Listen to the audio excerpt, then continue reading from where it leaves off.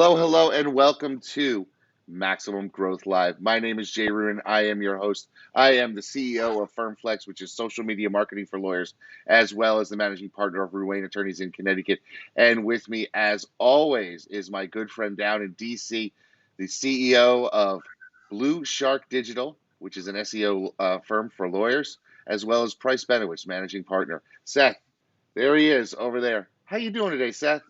Doing well. We live in interesting times, Jay. We live in interesting times. We are, we're still sort of reeling from a couple days ago from that debate debacle, and we were talking about it before we came on air. We're not going to bore you guys with our perspective on it, but something else happened this week, Seth. I want to talk to you a little bit about it because we talked about it on the Tuesday show. I'm having some trouble with this Google Local Services, and I want to explain what happened because for many of our viewers and listeners out there, this could be something that happens to them. So as you know, I got in early. Back in August, as soon as they opened it up for lawyers, I said, "Hey, let me get my stuff in." Was on top of it. It took me a while to go through the background check and all that stuff, and then we're cranking. We're getting leads. They're converting. I'm loving it. Everything's great. And then about 5 days ago, silence. And I'm like, boy, that's strange. What happened there? So I try to log into the dashboard to see what's going on. On my phone, I'm logging in just fine. There's just no new leads. So I'm like, something doesn't feel right. There's something going on. So I try to log in on desktop. And when I try to log in on desktop, I get kicked back out to the verification stage. I'm like, whoa, whoa, whoa, I've passed verification here. And that was not an easy thing, right? No, We're no, it took a for while. ourselves and all our clients, getting people through. You're lucky you got through early. It takes a lot of elbow grease to get yourself through. Yeah, exactly. And I jumped through all the hoops. I've got a lot of lawyers. I know you've got a lot of lawyers. I mean, it's one thing if you're just a solo, right? It's just you. A lot more riding on it if you're just a solo. But, I had to go through. I've got lawyers in different states. I have to figure all that stuff out. Um, so I'm like, okay, I got to get on the phone with them because it's something doesn't make sense. So I call them up. I get told, hey, the guy you need to talk to, he's left for the day, which blows my mind that there's maybe one guy for me to talk to. So they're like, so we see some notes here in the file. By the way, you told us in 2005 not to call you for anything. So you're on our do not call list. Do you want to take that off? So then I have to go through this whole rigmarole of getting off a do not call list for Google. I don't remember ever signing up for that. I get calls from their vendors all the time. The people who try to juice your pay-per-click campaign. So I don't get it. And so they're like, okay, fine, leave him a message. He'll call you back. I get nothing. 24 hours pass. I'm like, I got to get on the phone with these people. I don't know what's going on. Sure enough, I get on the phone. They're like, oh, we were just sending you an email. The person you need to talk to has left for the day again, but he emailed you. Check your email. I check my email, and there's an email from him saying, yes, we see that you made it through all the steps. However, we were unable to validate any of the law licenses of any of your lawyers because we looked on this website and none of you guys are on this website. And I look, and the website they're pointing to me is a bar association website. It's not the state of Connecticut. It's not the licensing authority in the state of Connecticut. It has nothing to do. It's a fraternal organization. I mean, And granted, it's a right. big organization in And our that state. you are summing up in a nutshell the utter frustration. With COVID, GMB support shut down. Now Mhm. it's on life support. They're doing this. This is clearly a money grab, right? Lawyers already are verified by the bar. Like this is not the same thing as locksmiths or home improvements where there's like a bunch of rogue people out there. And the fact that you're seeing this shows you how rinky dink it is. Google, which controls all of our business lives to a certain extent, is basically does not even understand what is real and what is voluntary. And Yeah. it's utterly frustrating. We've seen it over and over. People that should be in aren't in yet. The background check kicking things back for nonsensical reasons. The background checks in general are a pain, but the idea that they're doing this in mass and are giving people an unfair advantage who get in early. I mean, again, it's not going to make or break anybody. It's 4 or 5 extra cases you got. God bless you. But that being said, it is a process, and look, at some point, this is the thing. Google will have an antitrust issue. There's really, and that the issue has been under Trump, that's not going to be there, and under Obama, it was all Google money supporting, Obama. There, all they have to do is what their own old motto used to be, which is don't do any evil, right? Right. And that when you're doing this and you're making people jump through absurd hoops, it's just completely infuriating. And when you know full well that what you're trying to do is get yourself in position to take more advertising dollars per search, it's that much more frustrating. Yeah, and what's interesting is that a couple of days ago, before I ran into this problem, it's like my year of problems with Google services, right? The only thing that seems to work without a problem is pay per click, where I'm giving them, 35,000 dollars a month in pay per click. That works swimmingly, right? That's no problem. But it's interesting. I ran some searches for practice areas where I'm not advertising in local services, and I saw one law firm have all three slots.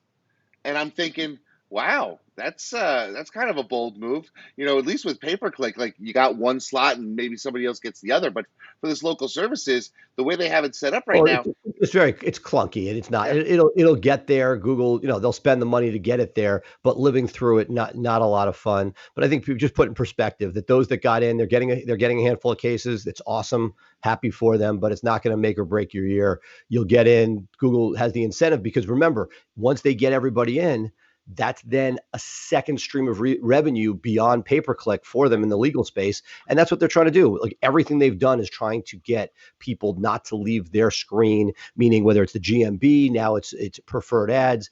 They're playing hardball, and the lead gen people, getting yeah, squeezed out. they definitely are, and that brings me up to a good topic and something that I want you to think about, so we can talk about it next Tuesday, because I think it's something that we all have to sort of wrap our heads around. Now, our competitors aren't necessarily the law firm down the street.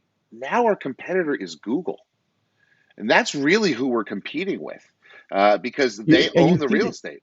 you see it in the hotel space, right? That the hotel, rather than going directly to the hotel, you now have all these different third parties. And then Google is basically putting people up there in a marketplace where they're getting cuts. It is unbelievable. So yes, we have that. And then, if you want to really have your head hurt, you have the influx of outside money into states like Arizona and Utah, and possibly furthers to come like California, that is going to be an additional front. So it is never boring in our game. And that I think staying alert, awake, and continuing to be able to pivot, very, very important. All right, awesome. So what we're going to do now is we're going to actually tee up our interview, because we've got a great one today. Seth, tell us who we have with us today and a little bit about some background so our viewers can be ready to go. Sure. Sean Domnick, an awesome lawyer, known him for years. He put together, not only is he secretary of AAJ and will, God willing, someday be president in a couple of years, but he has put together a really powerhouse firm in the Palm Beach area, with three dynamic partners. And what I'm excited to hear about today is how he pulled that off. They had three people who were each rock stars in their own right, and were able to bring them together to create something where I believe we're going to find out that the actual creation is much greater than the sum of each of those guys individually. So excited. Let's get Sean brought in so we can maximize our time with him. Awesome. Let's do that. So we'll go right to our sponsors, couple quick messages. I'll bring up Sean, and then we'll be able to take it from there. So hang tight, folks. We'll be right back with this edition of the Maximum Growth Live interview.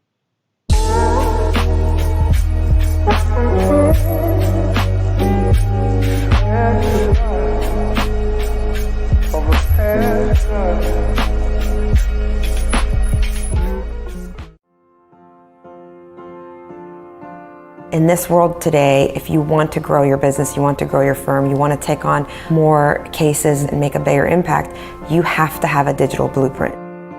Statistically, throughout the time that we've been working with BluShark Digital, our law firm, the Atlanta Divorce Law Group, grew over 1,400%. They truly understand where we're headed and how we want to get there. I have a team in BluShark Digital that I feel like has my back.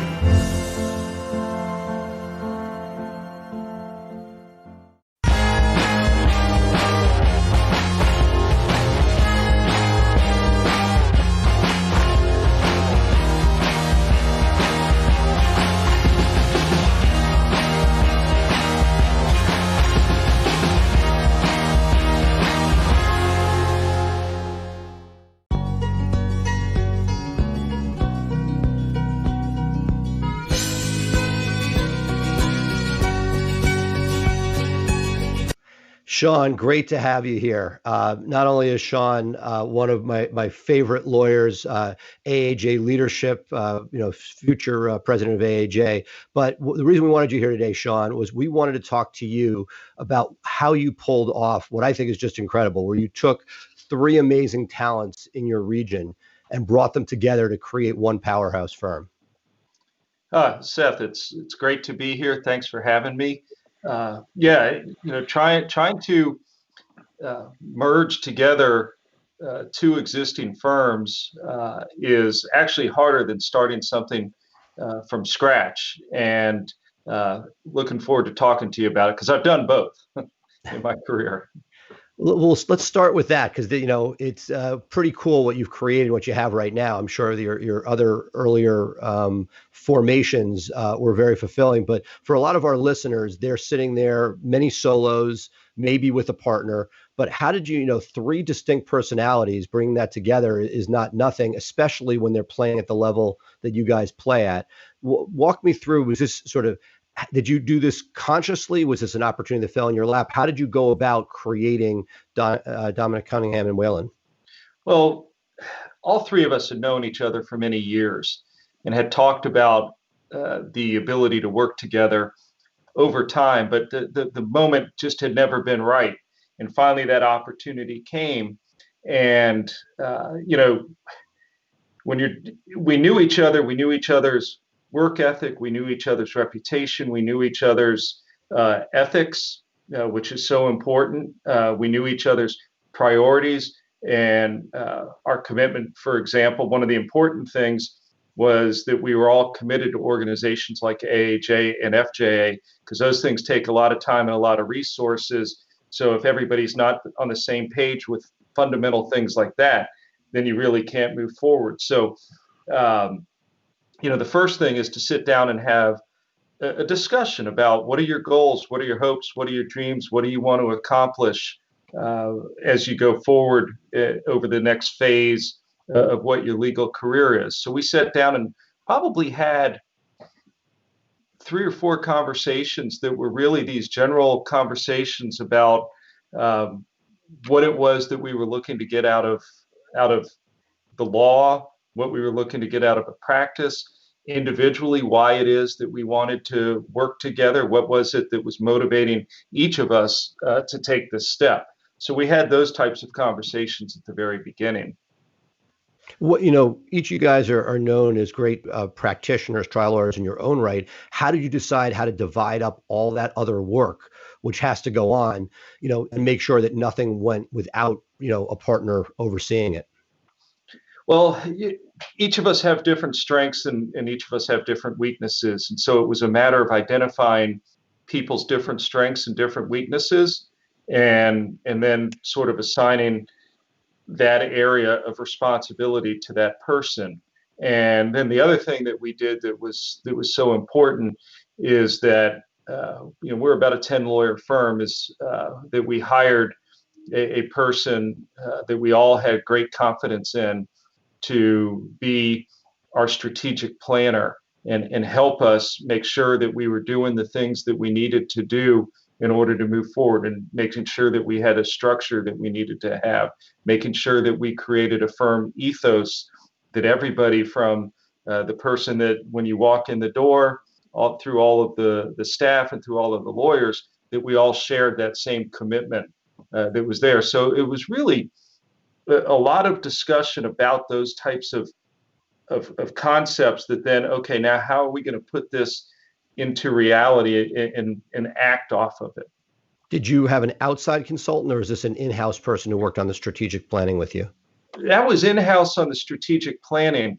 What we did at the beginning on the outside consultant phase is we're all friends, but this is business.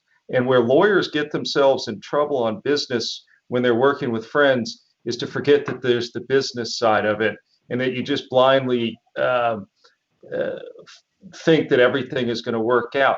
That's how we end up with some of these terrible breakups that happen, where people on the front end aren't planning the business side of it. So what's the first thing that you want to do, to me, in that circumstance, once you decide that you have this philosophy that works together, personalities that mesh, and all of those sort of fundamentals that you have to have before you move to the next step. Then what we did was we hired an outside consultant to look at the last, I think it was, we did 5 years of firm receipts for each one of the firms. And what we wanted to do was confirm that everybody was carrying their own weight, that the cost structure was relatively the same, that is, of running the firm, and then enable us to sit down and talk about where there were differences and how it was that we were going to handle them. So the outside consultant that we used was more of a financial outside consultant, but somebody that was experienced in law firm practitioner, to make sure that the numbers matched up to what we thought they were, because a lot of times lawyers think that something is happening and it may not be happening, because there's no class that we go to in law school that says, here's how to run a business. So it's a lot of trial and error. And when you go to work at a big firm, nobody's sitting there trying to teach you how to run the business. So we learn by our mistakes often, or by hopefully by others' mistakes. And so we spent a lot of time on making sure that the financial aspect of what it was that we were all bringing matched up to the expectations and hopes that we had. Right now you're thought of as a national powerhouse as a firm. What are the things that, as you look back, you came together and, right now it looks pretty good for looking from the outside. What are the things you wish you knew then? You talked about mistakes. What are the things that our listeners should probably, if they are thinking about putting together a firm and bringing people together, what are the things you wish you knew then that you now know? We've been fortunate because it seems to have gone with the way that we had hoped that it would go. And I think that that's a testament to the time and energy and effort that we put in before we decided to sign off on a partnership agreement. And the other aspect of it was, of course, hiring people to sit down with us who are experts in creating a partnership agreement. And one of the hardest things that everybody deals with is, how is compensation going to work? Are you going to eat what you kill? Are you going to just throw everything into a pot and share it? Some modification of that. So, and different things work for different people. So you have to figure that out. And then you have to make sure that you have a document that reflects exactly that. So we spent time doing that. And so I think that because we spent so much time on the front end in preparing to come together, that it wasn't just let's show up Monday morning and hang out a shingle, that we haven't had a lot of surprises, or that moment, man, I didn't think about that, or that type of thing that was there. Sean, they could be small things. I'm not, obviously you guys have, hit it, you good culture, good business model, but were there any things that, like, you can plan all you want, but there are things like, this is one of those things that, should seem obvious, but it wasn't. Again, it wasn't even smaller items. Just curious to see what type of takeaways we can get for people. Sure. Gosh, like I said, I think that the things that you look at is making sure that you have the right people in the right place, and that I think that one of the hard parts is you have people that are working for you, and you want to give them an opportunity to move forward. But we end up in the Peter principle, where you have somebody who is great at one level, great at the next level, and then you promote them to a level where they're no longer performing well. And all of a sudden it's like, oh, this is a lousy employee. No, they're not a lousy employee. They're a great employee. We just didn't put them in a position to succeed. And so I think that what I learned is you really have to put people in a position to exceed, and then empower them to succeed. But, I think I can talk about the things that you don't know from a business point of view, but all of us had businesses before.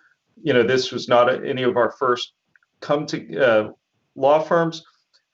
And so like I said, the preparation, there really haven't been, we didn't think about this on the front end from a business point of view. We really did.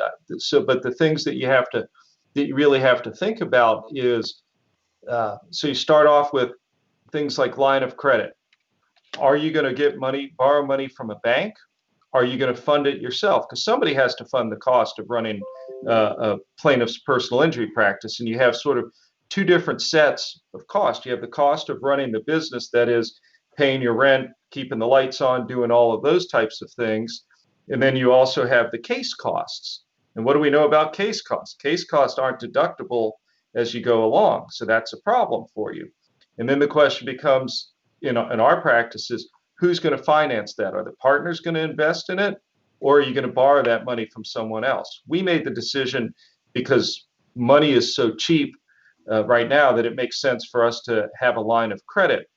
Some folks, it's more difficult for them to borrow money at bank rates that are so low today. And so the thought process might be a little bit different.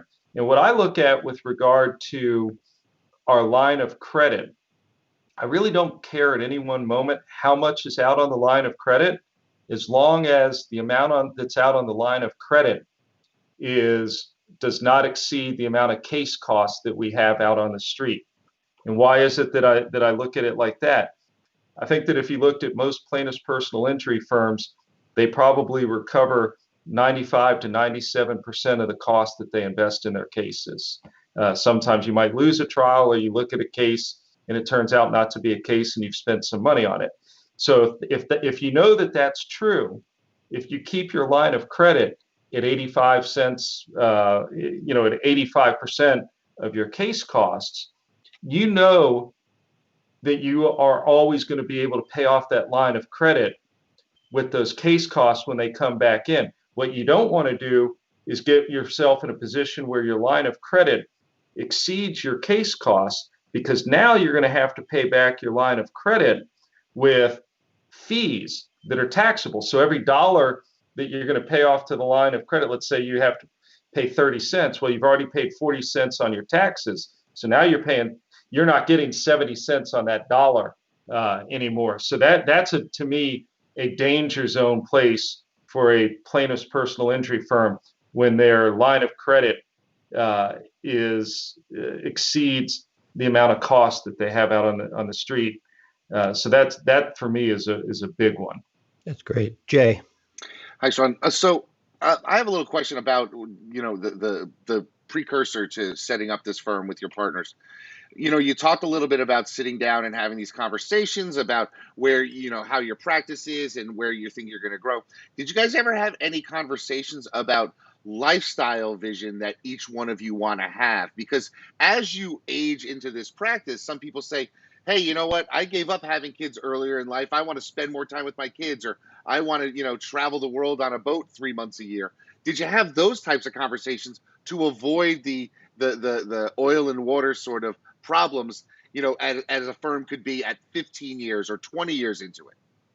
Yeah, well, all three of us, we're in our, I had just turned 50. So we were all in our right at 50 or a year or two past 50 when we came together. And so absolutely, we talked about, how much longer are you looking to practice law? What is it that your goals are with regard to this 5 years, 10 years, 15 years? Where do you see yourself? Do you still see yourself coming in and working? My practice, and each of us have our own practices are different. They're complementary, but they're very different.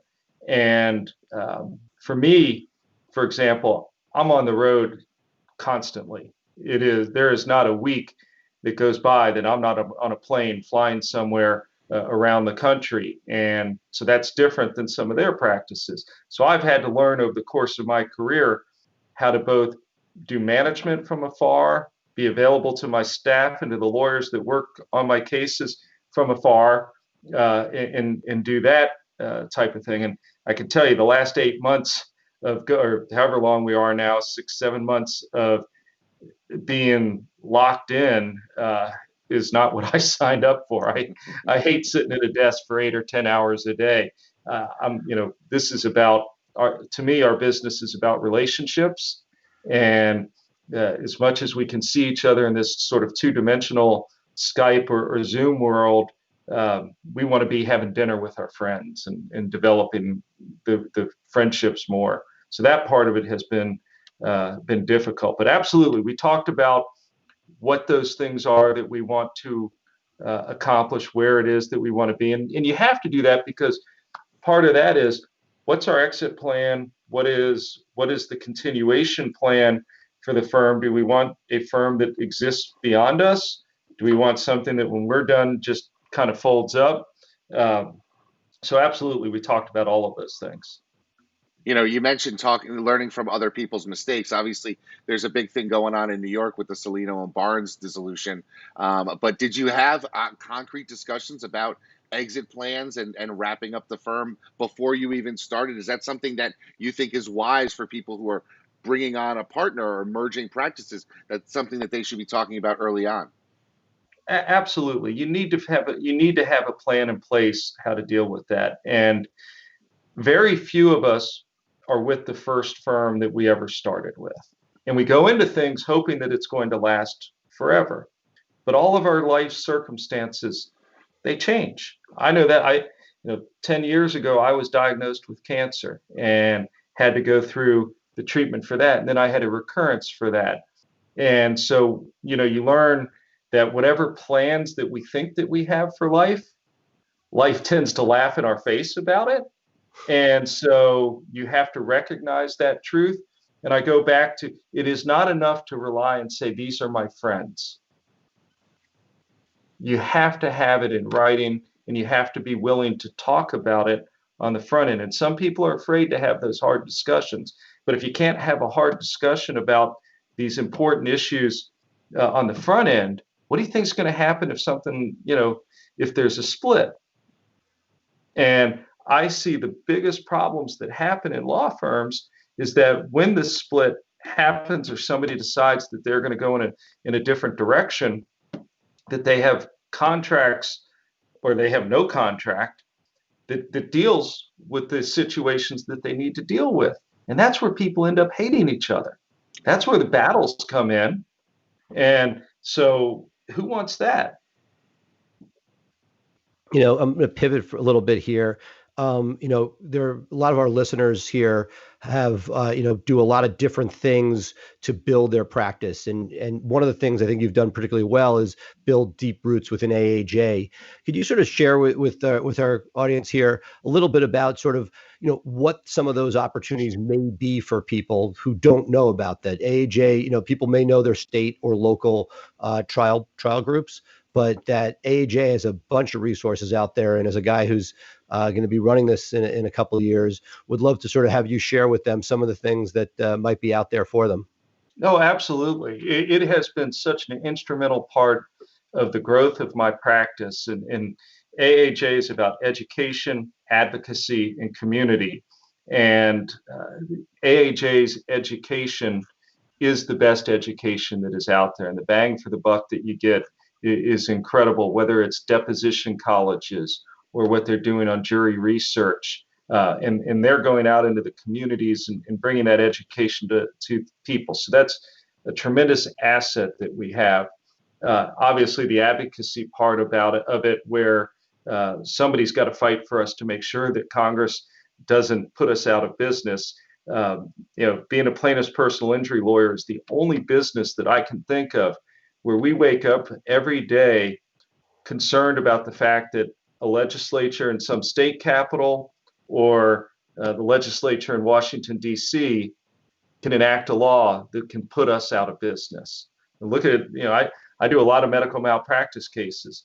There was a bill that was put into the Senate 2 weeks ago related to the COVID immunity that would have essentially immunized all medical cases for the next 5 years. Wow. And if you don't have somebody that's there with an eye on that and the ability to fight that, you can have all the great plans that you want, but you don't have a practice anymore.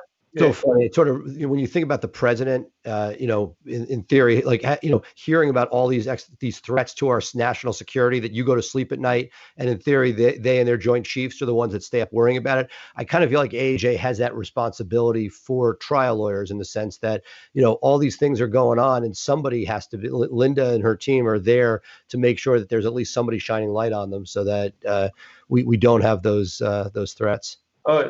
That's absolutely true, Seth. And it's incredible how hard they work. And, and it's not just looking at bills, it's also the administrative rules that are out there, which actually dwarf the amount of stuff that happens in Congress. And our people have to read every single one of those administrative things because, if you're missing an Oxford comma, it can change the whole meaning of something. And our staff just does an incredible job. The metaphor that I always use is that we are a small band of Davids against an army of Goliaths. But we always, we're able to win the battles because, one, we're right. We're right on the issues. Number two, our people are just better than their people. And when you combine those two things together, you can do great things. And Linda and her team do great things for us every day. So that's there. But then it's the community of AAJ. And it has enabled me to develop relationships with lawyers across the country, not just across the country, really across the world. And it allows me to generate more work. It allows me, no matter where it is that I might have a case, that I've got a law office that I can walk into and settle into, and somebody there that will take my call at any time. They will do whatever it is that they can do to help us. So you've got this sort of supercharged law firm that is unified across the country, where everybody realizes that your success is my success, your failure is my failure, and that it is truly that the rising tide lifts all of our boats.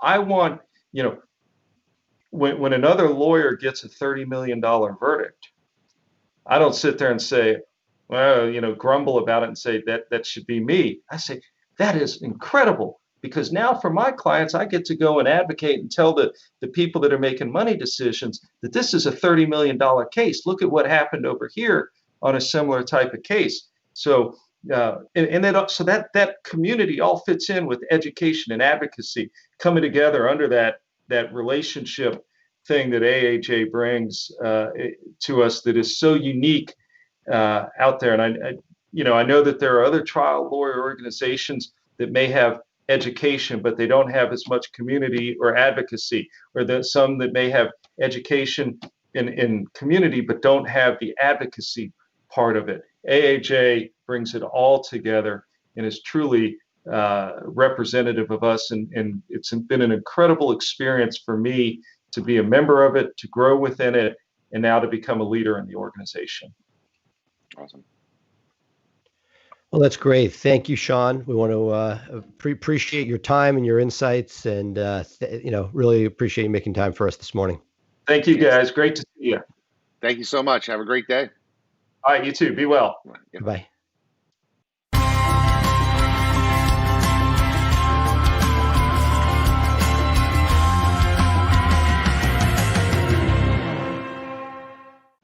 Hello, and we're back here live again. And coming out of that interview with Sean, boy, some nuggets there, Seth. But we've got somebody else up here on the screen, somebody who you spend a lot of time with. I haven't been able to see in a couple of months because we've been stuck in our homes, respectively, because of coronavirus. Normally, this time of year, we're hanging out in Las Vegas at PubCon, David. I've got David Brenton here on the line. David, how are you doing today? I'm doing great, Jay. Thanks for having me. Absolutely. So here's the question I have for you, because it's something that we have started debating in our office, and I figure if anybody knows this and knows how to handle it, it would be you.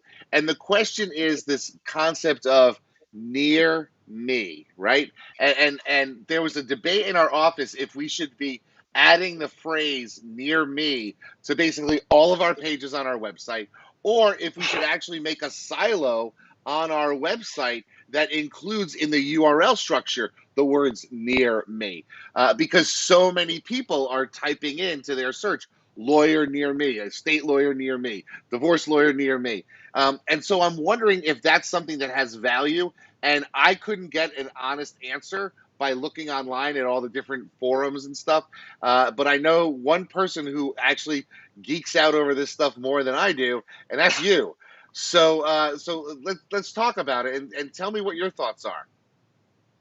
Yeah, great question. And our clients are always coming to us asking us, I want to rank higher for near me searches. What do I need to do? What do I need to do? And really, the best way to think about it and is to kind of take a step back and understand how Google is really interpreting a near me query.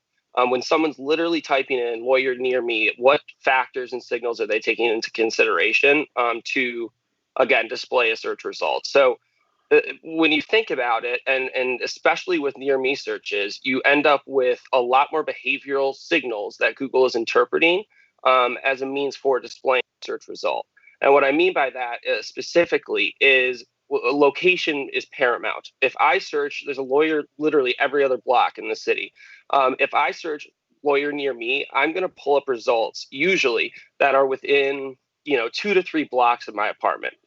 If I were to get in the car and drive across the city, run that exact same query, I would typically pull up results that are, again, within that pocket of the city. Now, Google's also interpreting behavior. They know where I live. They know I saw used Google Maps to get across the city and everything else. And because of that, you may also have a result that shows from, again, where I originally searched, or my apartment. Really a long-winded way of saying that at the end of the day, the behavior of the searcher, the location of the searcher, what they've been doing, where they go, all of these signals are getting interpreted by Google. And with near me searches in particular, those signals outweigh a lot of the traditional SEO things that you'd be able to do to again, achieve a good search result. That's not to say that having a robust local SEO strategy is not going to help you. Meaning if you have localized content, if you have local links and local signals that Google's interpreting when they're crawling the property, a robust GMB with reviews, etc. All of those things are going to help you show when someone is in an area or when their behavior indicates that you should be shown for their query. But it's a lot different than your traditional search terms. Lawyer, injury lawyer, divorce lawyer, those queries are usually going to take into consideration a lot more of those traditional SEO signals that we have to signal to the bot that we should be shown. But with near me queries in particular, again, the behavior of the searcher and where they are and how they're searching are much more important in Google's eyes. And that's why, to answer your question, should you put it in the URL? At the end of the day, it may help you rank local or rank organically for near me searches. It would probably, in my opinion, kind of confuse more than help. Really what you should do is be optimizing your landing page or whatever page you want to rank as much as possible with those local signals, with local links, with, different local queries or terms that you can include in the content. But at the end of the day, including it in the URL is not going to help you rank locally. And again, that's part of the biggest thing to distinguish too, is there's local results and there's organic. I have a follow-up to that, and it's something that we talked a little bit about, just started talking about the last time I saw you, and that was local content. Would you recommend, instead of using stock imagery, to have a local photographer or a local picture with the proper longitude and latitude tags in it be placed on that page or those pages, rather than use just stock photography? Or do you think that that's not necessarily a signal that that the bot might want to see? Well, it absolutely can't hurt, and it is going to be taken into consideration as a signal. More importantly, though, is how is your markup? Is your markup all in place properly? Are you telling the bot when it crawls the property where you are and where you should be found, and do you have the content around it to be found for those terms? We can send, again, as many signals as possible. Again, imagery is great. Even geotagging photos, like you said, these are all little things that are going to help. But again, for near me searches in particular, that user behavior is going to become the most important. Yeah, I was going to say, Jay, let's take this question a step back, right? Okay. Because near me, like what we're looking for is when somebody searches, right? So there are different ways people can search. They might just say Connecticut DUI lawyer. They might say Connecticut DUI lawyer near me, or they might just say DUI lawyer. And I think, Brenton, if you could sort of spend a little bit of time talking about how Google is sort of showing each of those different variations and what sort of you have X amount of resources. How do you want to spend your time? And I think some of it, like most of our answers, always deal with depends what your competition is, depends, what the search volume is. But Brenton, could you speak a little bit to that? Because I think a lot of people struggle with, how do you come up for each of those different ones, or how do you prioritize which ones to focus on? Yeah, absolutely. And again, really what it comes down to was trying to show up for, again, Connecticut DUI lawyer while you're in Connecticut. And when you're in, Stamford and you're searching DUI lawyer, whether or not near me, whether or not you're going to show up. All of it comes down to the core fundamentals, though, at the end of the day. If you have localized content, like I said, with those terms specifically in it, Connecticut DUI lawyer, you're going to inherently have DUI lawyer in there. Do you need to incorporate the near me term in there? We are currently toying with this. We have it put in local, we put nearby. We've put a lot of different terms into our content to see if it's actually going to move near me rankings. Organically, it's helped a little bit. Locally, it hasn't helped at all, because again, at the end of the day, those behavioral signals are what's moving those local results. But to Seth's question, how can you show up for all of these different things? If I have a DUI lawyer page, if I have that with robust localized content for Connecticut or whatever city that I'm in, if I'm building local backlinks to it, and by that I mean local chambers, local sponsorships, getting local restaurants to link back to you, having local meetups link back to you, all of these different signals, those are inherently more valuable than, again, Jay, going back to tagging a photo or whatever it may be, because it's picking up on all of this, all of the network, if you will, of a local neighborhood and as it relates to its online presence. If it's crawling the pizza shop, if it's crawling the local baseball team, the high school, all these different things, it's going to put together that you are where you say you are, more or less. And so, again, if you really want to show for all of those different terms, it's building in all of the local signals possible through link building, through content. And again, most importantly, and really importantly, is the markup, making sure your data markup is as it needs to be. If it's not marked up properly, if you're not telling the bot where you are before it crawls the property, then what are you doing? Okay, so I know what markup is. Seth knows what markup is, but many in our audience don't know what markup is, and we've talked about it a little time. So can you give us sort of a layman's explanation of what markup is and why it matters so much? Absolutely, yes. And Seth, you can chime in if I'm getting too technical. But really what it comes down to is markup and structured data is a language and a form of code that you can put into a property that the bot will crawl before it crawls the rest of your site. There's different forms of markup that you can have. Most importantly, you should have lawyer markup, because you guys are all lawyers. You can have geo markup for where your office location is with coordinates. You can have review markup, FAQ markup, all these different things. But really at the core and in layman's terms, what you're trying to accomplish with markup is providing the bot with more information about a web page or about a company. And if you have all these different things, all these different forms of markup working together, before the bot actually crawls the site, it gets all this information. It knows what it's about to see and read. And as we've talked about before, the search bot is incredibly smart. It's picking up on even more signals than we ever thought it could. And by just giving it this information, it can help interpret the rest of the property. And that really, again, is when things start to jam, more or less. And look, I look at it this way, and we could have Brenton come back and do an entire sort of like fundamentals class on markup, for a future episode. But I would say that like one of the analogies we use a lot at BluShark is the difference between if you're looking for pizza near me, right, where Google says, hey, you don't really want one from 30 minutes away. Most likely you're looking for the fastest place that'll get you a hot piece of pizza, versus, in certain other areas like lawyers, whether or not somebody is within a half mile of you may be less relevant because the courthouse is somewhere else. And the fact is you're willing to drive a little bit further for that. And I think that is where, and Brett, I'd love you to chime in a little bit on this to sort of conclude, the near me concept is almost signaling Google, while normally they're going to show you a search with an expanded radius. Brett, do you find that the near me is giving a lesser radius, which could be for some people, if my theory is correct, and would love your thoughts on it, that for a newbie who's trying to break in, and there's a juggernaut in the market that owns Connecticut DUI, for example, that this gives you an opportunity to get some real estate because it's giving the ability for people to get more localized searches. What do you think about that as a differentiator? Yeah, absolutely. Really, the concentration of lawyers is going to greatly impact the near me results. And when you think of near me results and just Google generally, they're trying to deliver the best user experience possible.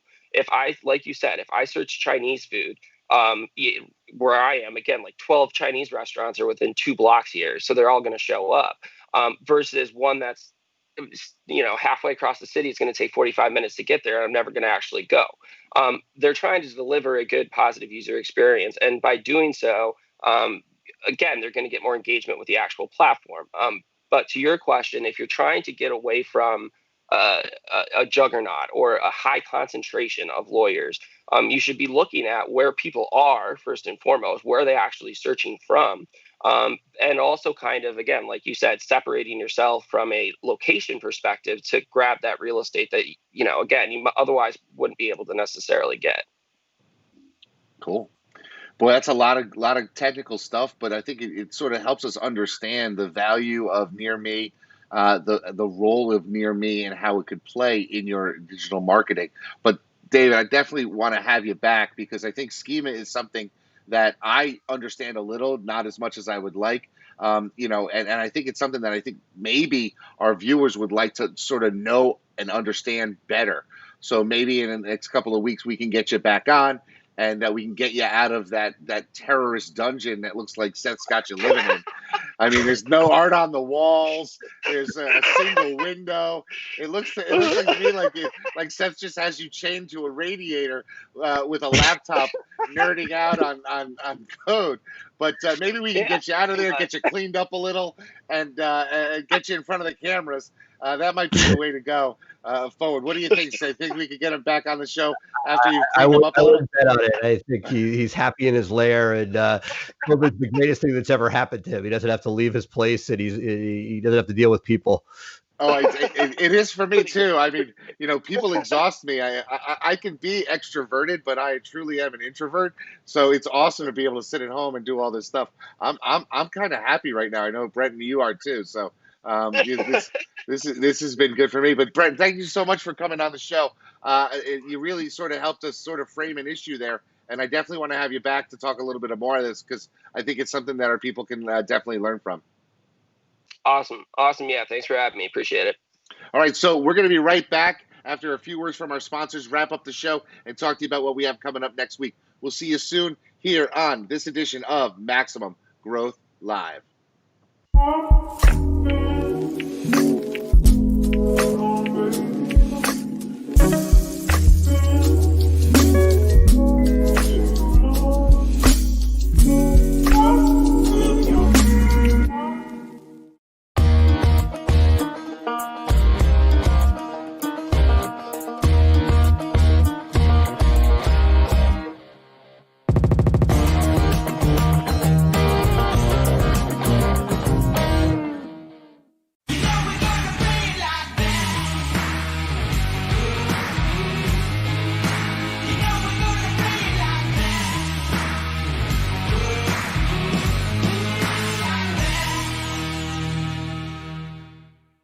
I'm a boss chick, yeah. I'm a boss lady, yeah. I be calling shots, yeah. I be getting money, yeah. I'm a boss chick, yeah. I'm a boss lady, yeah. I be getting money.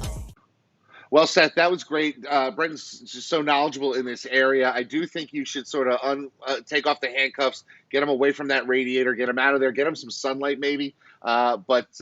Although it seems to be working, he's very knowledgeable in this area by just keeping him chained in that basement. So I think that as long as hockey is only on TV, he'll remain there. When when they actually start playing with fans, we might see him leave the basement. Excellent. So we've had a great show today. I mean, first off, starting with Sean, got some really interesting things, and I think that's something that some of the people in our audience, a lot of people, they have a friend, they decide to hang a shingle. But when you've been in the practice for a little while, and you're merging practices of people who've got gravitas already, there's a lot of conversations you need to have. And I'm not saying that you don't need to have those conversations when it's just you and your buddy, but I guarantee you that you and David did not have the "how does this end" conversation when you guys hung your shingle, because you didn't have anything to worry about. Exactly. And look, this is something we talk about all the time. How much do you want to paper up front? Because then you'd never do anything. You and I go back and forth with ideas. You're like, hey, I'm going to create a whole plan and system before I launch an idea. And I'm like, hey, we'll throw spaghetti at the wall. If it sticks, we'll do a plan later. Right. I feel like to a certain extent that mirrors, the sort of how we started the firm. And I think that for other people, it's really tough because, this isn't just a business idea. When you're merging two things together, and I think we touched on it with Sean, the thought is what will happen and he's been around the block enough to know that law firms don't always survive forever. And that if you do have some sort of an exit out there, that it's going to give you a fighting chance. You referenced a very high profile New York breakup right now, which is, legendary. And that, some, like, any advanced planning would be great. At the same time, would they have had a firm if they sat down and hashed that out? Because half the time, and the thing that you touched on during the Sean interview was what do you want, and what you think you want at 50 when you start a firm, or at 40 or at 35 may not be the same. That kids come, they have different, ages. You have little kids now, Sean's now an empty nester. Does that change what you want? Does it change your outlook when you've hit certain economic milestones? And so, while it's great to put all of that in writing, A, it can prevent you from moving forward, and B, things may change so dramatically. So it is one of those great questions. And I feel like the further you are in your career with the more data points, the more of a fighting chance you have to actually help come together well and figure out what would be the exit strategy at the other end. Whereas when you're starting with nothing, it's much, much harder to conceive of that. Yeah, it's interesting because this is actually going to be, this is my homework assignment for John Fisher's mastermind tomorrow, that you and I are going to be participating in, is that, as my firm sort of is in a transition phase, as you know, my father is leaving the practice to some extent. And I'm now with other, I don't want to call them junior lawyers, but people I've brought on in the last couple of years. I've been with it for 20 years. I have to sort of define my next stage. And it's not troubling, it's just challenging.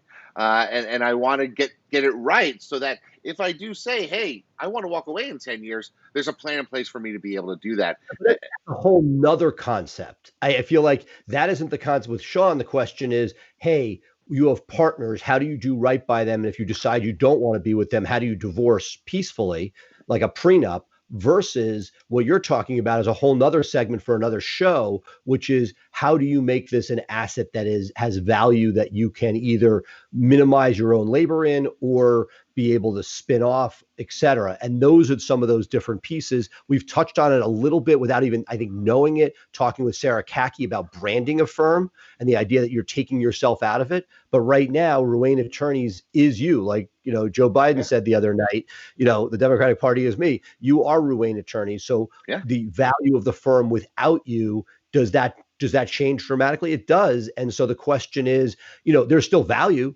but the question is, what are the steps if you're looking for exit plan down the road? Are there things you would do differently? And are some of those things you might do differently because it's Ruane Attorneys and you have a brand that's probably done very well, so you've made money along the way? Are you, curtailing what a potential exit would be because you're feeding your family along the way? Yeah, there's so many things to consider.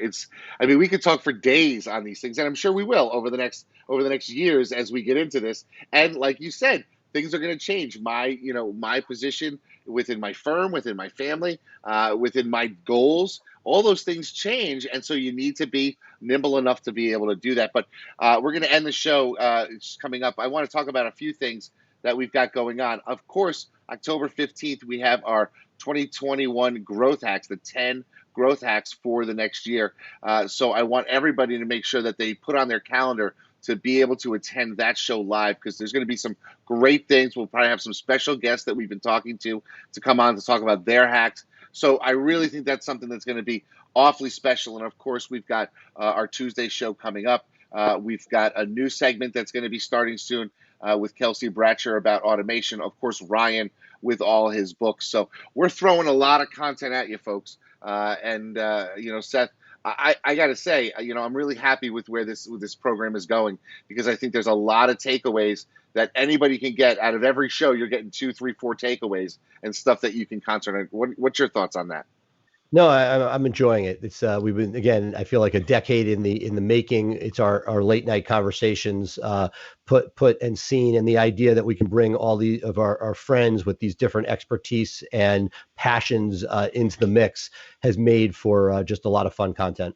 Yeah, and we're working already, folks. We got a bunch of DMs of people that are interested in a whiteboarding session with us, sort of a hot seat whiteboarding session. So if you're interested, make sure down below you leave your name, shoot us a DM so that we can get in touch with you, because we'd love to have you on the program, love to work through your problems, whiteboard it with you, sort of figure out how you can get to the next level, and we'll be able to help you to grow your firm. So with that, Seth, we're going to sign off.